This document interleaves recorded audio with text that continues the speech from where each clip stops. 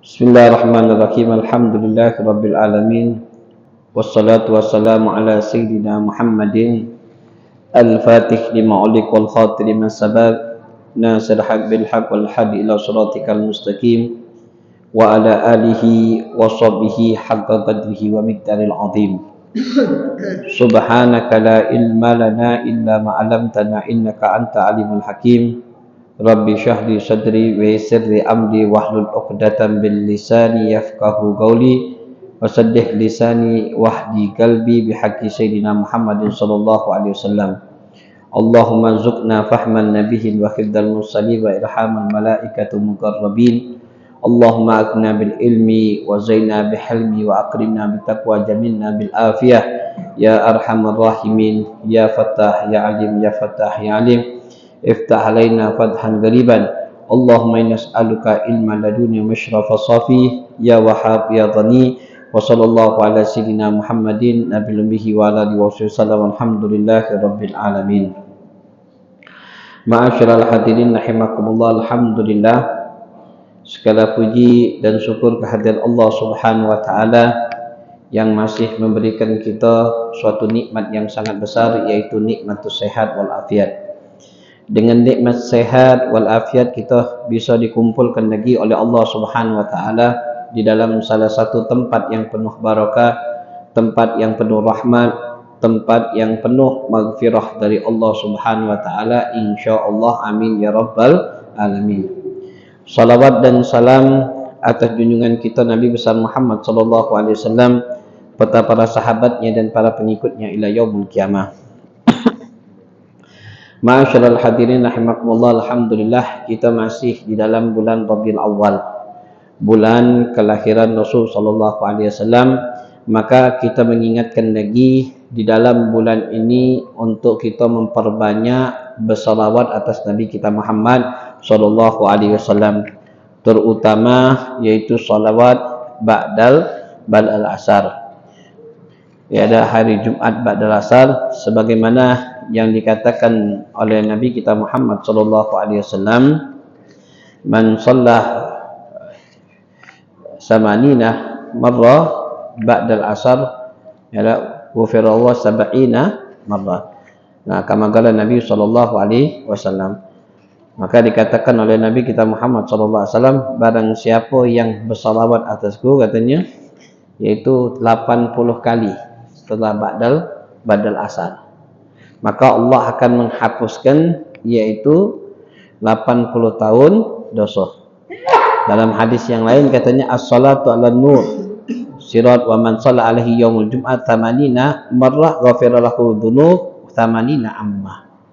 Barang siapa bersalawat, salawat ini adalah cahaya sirat, wa man shalla alaihi yaumul jum'at ya yaumul jum'at thamanina marrah ghufirallahu dzunub thamanina ammah.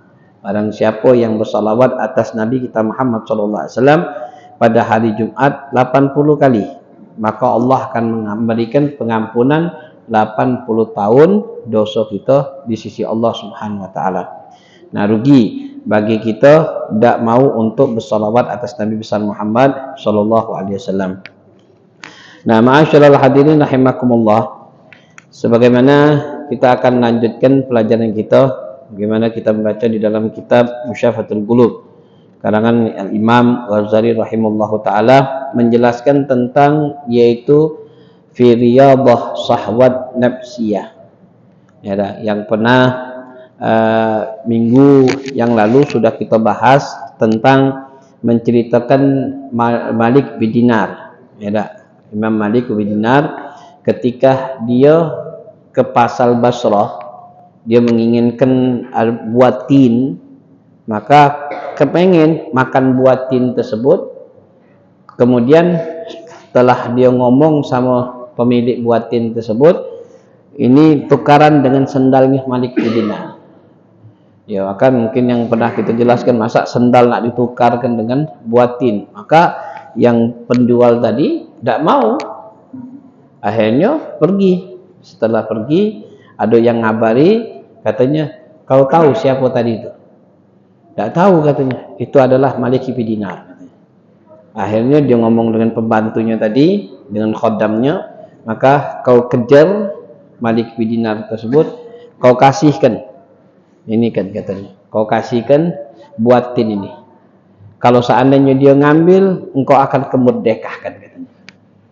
Akhirnya senang dengar itu, akhirnya dia pergi. Akhirnya dikejarnya Malik bin Dinar, katanya, "Iqbal hadzal binni," katanya. Ambillah katanya, buatin ini wahai Malik bin Dinar katanya. Maka fa'abah, diabaikan oleh Malik bin Dinar. Maka dia ngomong, "Ya Malik," katanya, "Iqbal fa inna tahrim," katanya. Karena kalau seandainya engkau ngambil buah ini, di dalamnya ada kemerdekaan aku katanya. Aku bisa bebas, merdeka. Kata Malik bin Dinar, "In tahrim bagi ta'adzibi." Untuk kau merdeka, tapi untuk aku menjadikan adab katanya. Mengadab dari ke. Akhirnya pergi Malik bin Dinar, tidak diembeknya sama sekali. Kenapa? Karena dia ngilangkan hawa nafsunya. Yang mana dia berkeinginan pengen makan buah tin, kelezatan dia, maka ditinggalkannya.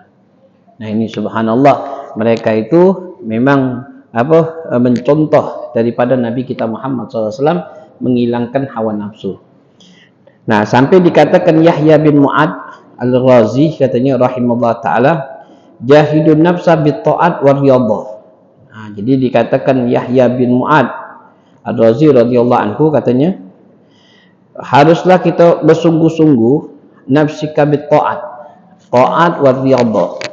Ya, sungguh-sungguh untuk kita taat kepada Allah Subhanahu wa taala. War riyadhah katanya, ar-riyadhah hiya hijrul manam. Yang dimaksud dengan riyadhah ini harus kita hijratul manam katanya, wal manam wa gillatul kalam wa hamlul adha wa minal atham wa gillatul minat ta'am wa tadu minal gillatul manam safwatul iradah anil gillatul kalam wassalamu min afat wa man ihtimalul adha wal bulugh ilal ghayah. Maka dikatakan oleh Mu'ad bin Yahya bin Mu'ad katanya, yang dimaksud dengan ar-riyadhah, ada ar-riyadhah itu katanya orang yang sedikit untuk tidur. Nah, kalau wong yang sudah sedikit tidur, kemudian wal gillatul kalam, sedikit untuk ngomong, tak perlu nak banyak, kalau kecuali ngomong-ngomong yang perlu ada yang memang punya ini. Tapi kalau seandainya ngomong tak katik manfaatnya, tak katik ini bisa ini, ahsan kita sebut dah. Ya, wahamal adha, jangan sampai kita menyakiti seseorang. Terutama wagilatut ta'am. Ya, harus kita dikiti makan. Kenapa kalau kita dikit makan sampai dikatakan oleh Syekh Imam Ghazali rahimallahu taala, wa man gilatut ta'am mawgutu syahwat. Jadi kalau seandainya kita sedikit makan, maka kita bisa mematikan syahwat kita. Jadi keinginan syahwat kita itu akan mati dengan kita sedikitnya makan. Itulah kalau wong sudah banyak makan, mulai syahwatnya tinggi. Tapi kalau wong yang sedikit makan, maka dianya syahwatnya tidak akan tinggi. Sampai dikatakan wa min kathrul akal, kalau sudah kita banyaknya makan, ini bisa mengkeraskan hati kita. Al-ghassul qulub. Bisa keras hati ini karena kan banyaknya makan. Kemudian zahabatun nur.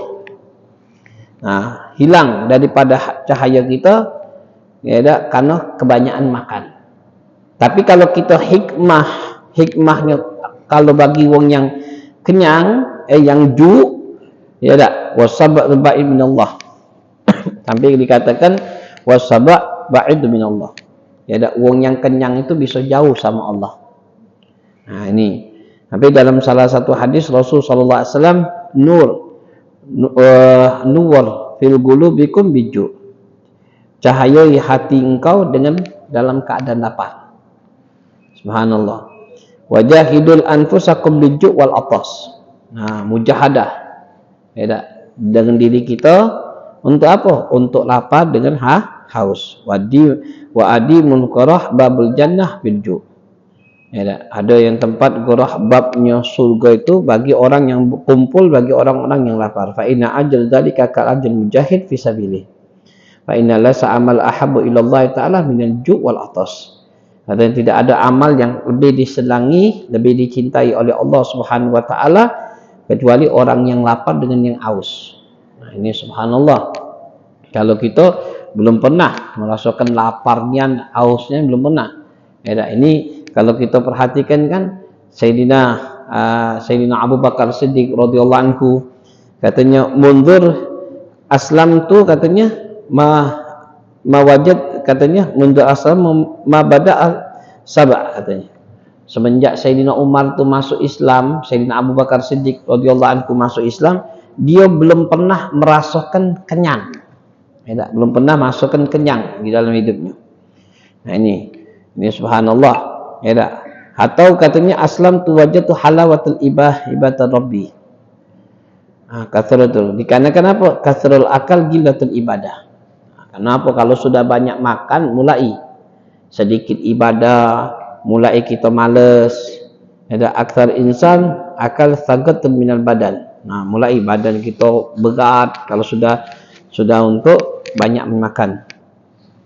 Nah, kemudian dikatakan oleh Luqman bin Hakim katanya wagala ibni katanya la tukathirna wal akal fa inna akthar minhuma ja yaumal qiyamah muflisan min a'malin shalihan wa kadzalika mambiku mufti. Dikatakan Luqman bin Hakim katanya kepada anaknya la tukathirna, jangan perbanyak untuk kau tidur dan jangan banyak makan.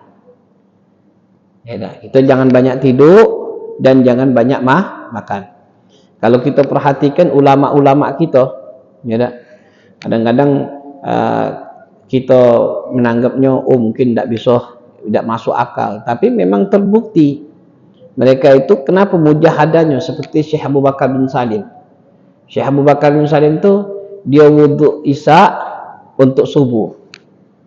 Ya tak? Banyaklah Habib Abdul Rahman Segaf, ulama-ulama kita seperti Imam Syafi'i, dia punya wudhu Isya untuk subuh. Berarti apa? Berarti malam tu tidak pernah tidur dia. Tidak pernah tidur. Nah ini subhanallah. Kalau kita tidur, berarti habis waktu kita.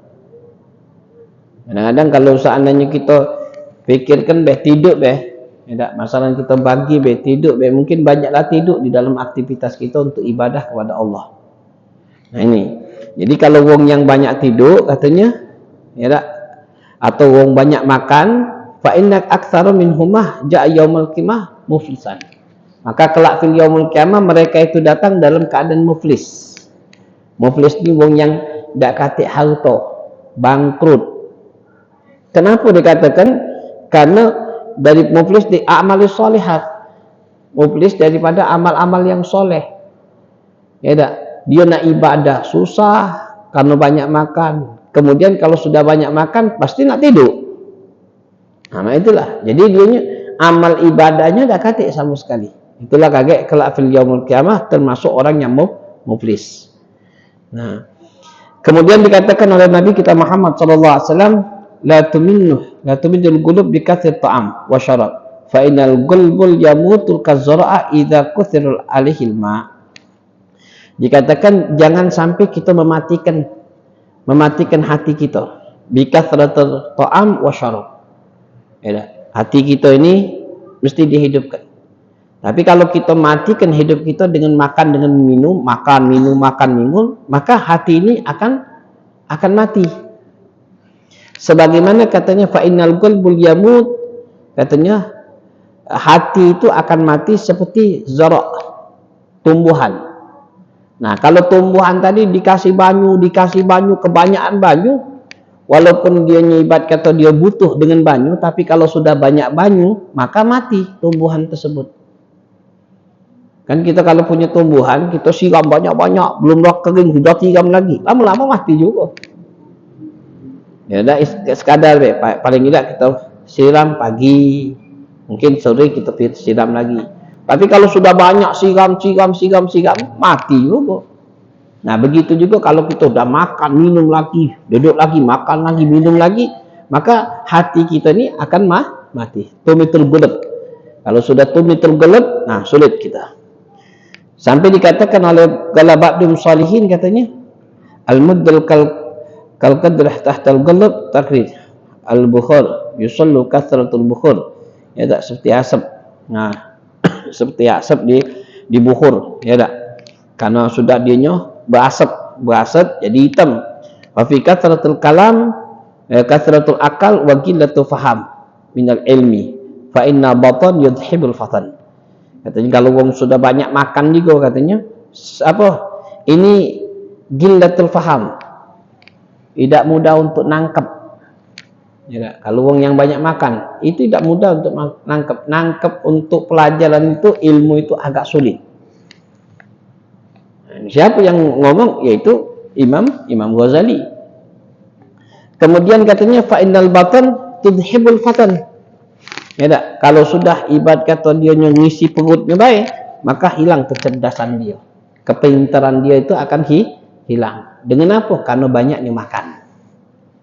Nah, ini jangan sampai kita memperbanyak makan. Karena subhanallah, kalau kita yang menjaga makannya kita, ya tak? Jangan sampai kita makan sebagaimana kalau kita baca di dalam kitab Riyadhus Shalihin, ya tak?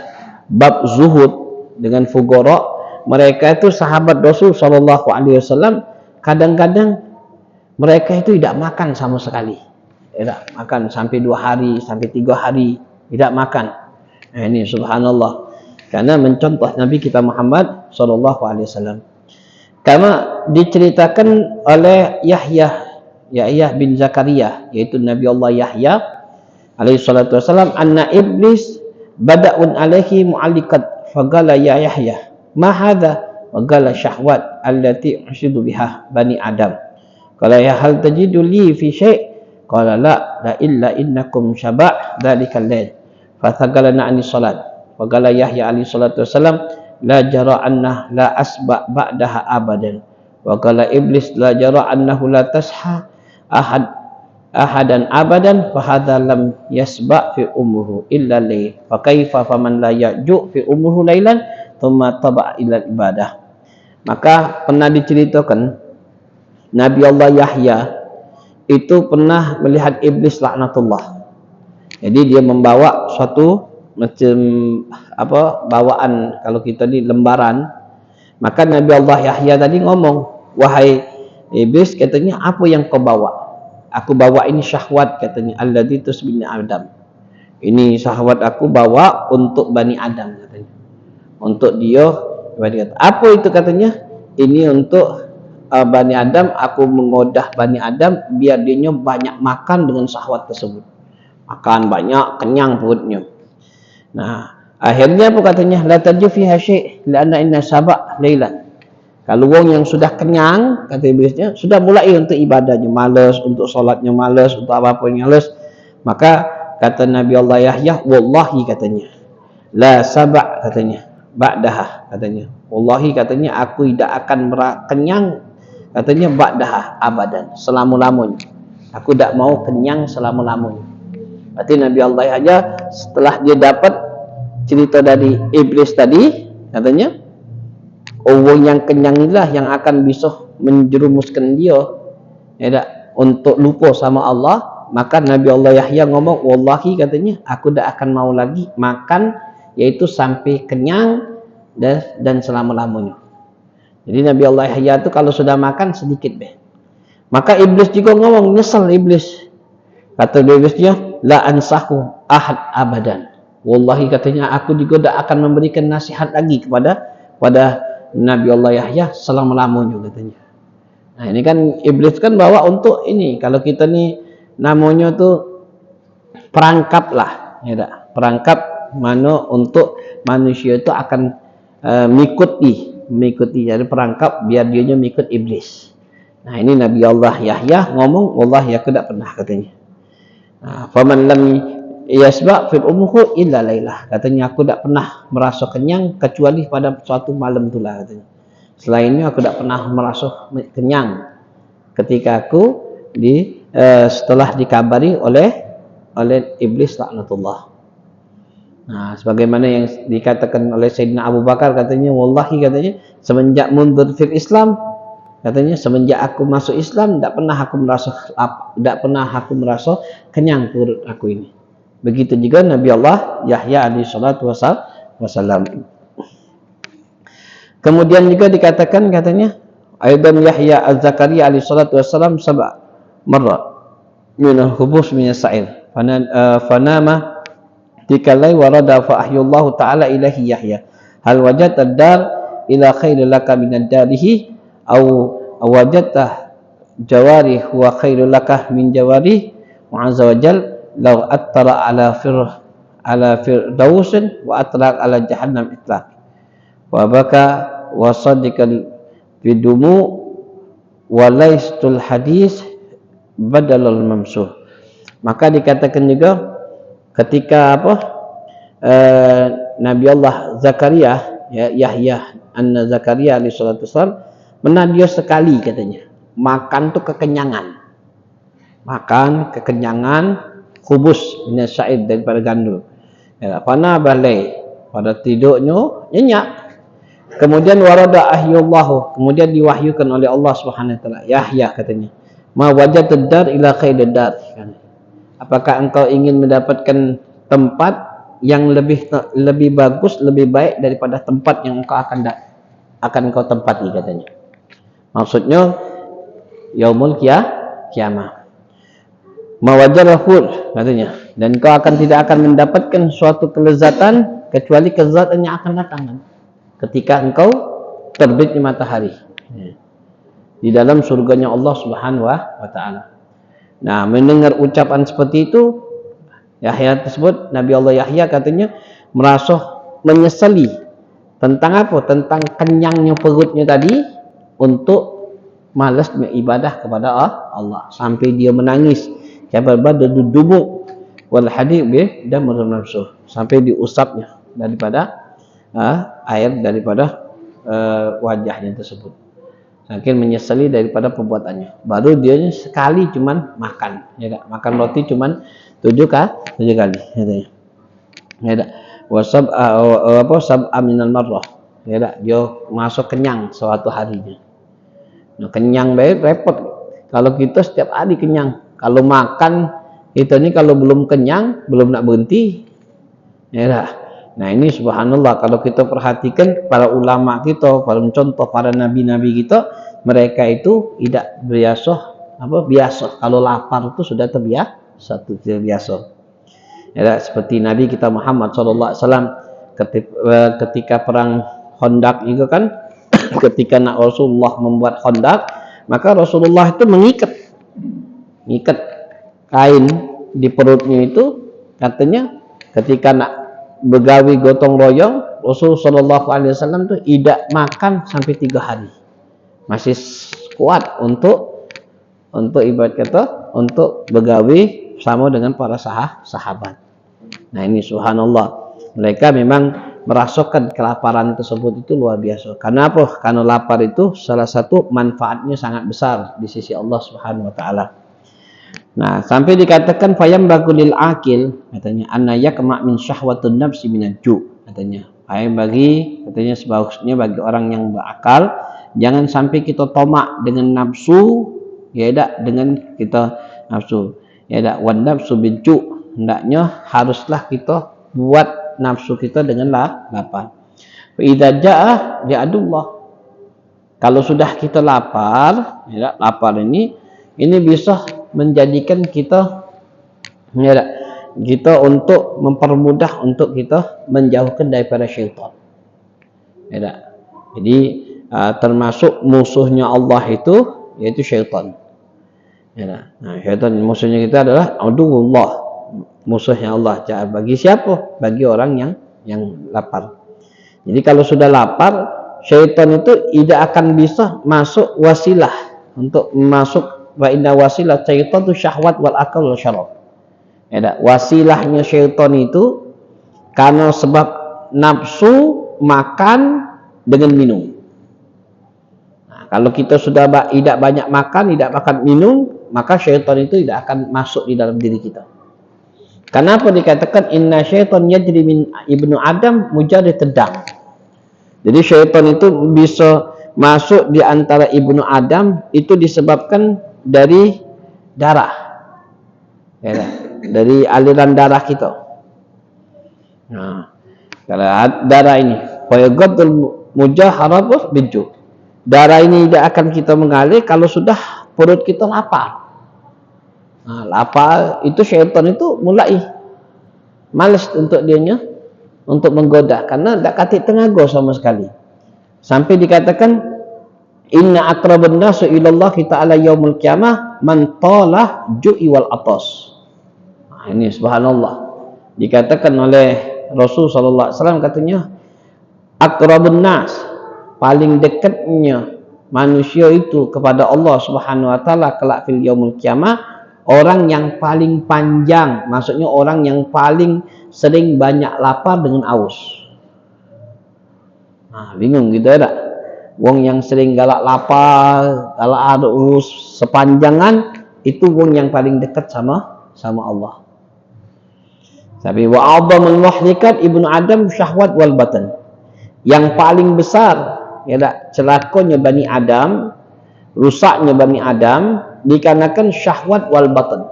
Nah, syahwat juga dengan batannya, perutnya, makanannya. Kalau sudah makan, tambah lagi naudzubillah makan yang halal baik, lagi tidak diperbolehkan banyak-banyak sampai kita muntah, jadi bisa haram. Tambah lagi makanan yang haram, naudzubillah min dzalik, tambah lagi. Ya dah. Sampai dikatakan oleh Rasulullah SAW, fiha akhrajal dam Adam wal Hawa minad darul gharar ila darul zillah iktigar wa iktigar annaha idzan nahuma in akara syajar walagat syahwati hatta akal. Ya dah. Nabi Allah Adam ketika dengan Siti Hawa bisa dikeluarkan dari tempat yang mulia sampai tempat yang apa? Yang hina. Disebabkan apa? Disebabkan makan. Disebabkan makan. Ya, disebabkan makan itu Allah memerintahkan Siti Hawa dan Nabi Allah Adam yaitu turun di dalam muka bumi tersebut. Sebab apa? Sebab makan. Nah, jadi karena sebab makan dan sebab tahyir ini syahwat. Nah, ini hati-hati. Jadi jangan sampai kita ibarat kata jagalah sebagaimana yang pernah kita jelaskan minggu yang lalu jadikanlah sulusu fil ta'am wa sulusu fil syarab wa sulusu fil nufus. Ya, sepertiga untuk makan, sepertiga untuk kita bernapas, sepertiga kita untuk minum. Jangan untuk makan deh atau untuk minum deh. Napas tak hati lagi. Kalau sudah makan banyak sudah. Nah, ibarat kata nak bernapas tu mengas kita. Kalau sudah mekas, udah untuk ibadah males. Nah, diceritakan juga di dalam kitab apa? Di dalam kitab ada satu apa kitab Nasihat Diniyah juga disebutkan katanya ada syaitan itu terbagi, ada iblis laknatullah membagi daripada syaitan. Nah, jadi syaitan dikumpulkannya, wahai pengikutku, engkau pergilah ke fulan situ. Jika ini pergilah ke fulan sana. Kenapa? Ada yang tadi tu yang sika itu datang ngelapor, ini yang gemuk, yang sika ini tadi yang kurus. Ya tak? Gemuk dengan kurus. Jadi kenapa engkau katanya kau gemuk? Wah, katanya kalau gemuk ini sudah banyak makan. Lah makan banyak, tak pernah baca bismillah lagi. Nah, itulah pacak gemuk badan kau. Setelah amal ibadahnya mulai mengas. Dah katik. Tapi kau kenapa kurus? Wah, susah. Makan lagi susah. Setiap makan makin bacaan pula. Itulah aku dak gemuk-gemuk, dak kuat lagi aku nak keluar dari situ. Ya, ini subhanallah. Memang makanan ini kalau sudah banyak makan timbul tingginya syahwat, mulai pikiran kita untuk melakukan maksiat kepada Allah. Nah, jadi dianjurkan haruslah jangan sampai kita memperbanyak makan. Makan boleh, tapi jangan sampai makan itu sebagai kebutuhan menjadikan kebutuhan begitu. Kebutuhan bagi kita makan, tapi jangan sampai kita melampaui kebutuhan kita untuk makan, dikit-dikit makan, dikit-dikit makan. Nah, ini naudzubillah min dzalik. Ya. Nah, kemudian waqala ba'dum hukama katanya, man istawa alaihi nafsu sara asira fi hub sahwatiha wal mahsulu fi nasijin fuadnya wa mana'a fi qalbi min al fawaid nasagatul ard min jawari bi syahwati faqad qarash juga bi syajarin nadama inna Allah ta'ala khalaqal khalqan ala thalathati darb wa khalaqal malaikat wa ragaba fiha agal wa lam yarkab fiha syahwat wa halakal bahaim wa rakab fiha syahwat wa lam yarkab fiha agal wa halakal adam wa ragab fiha agal wa syahwat wa lam yarkab syahwat wa ragab bahaim khairu minhu wa man ghalaba aqla wa syahwat wa khairul malaikat. Maka wagalah hukama katanya, sesungguhnya perkumpulan nafsu sarah asirah, ya dah. Allah Subhanahu wa taala katanya perkumpulan nafsu ini menjadikan jalan hubus syahwat, ya dah.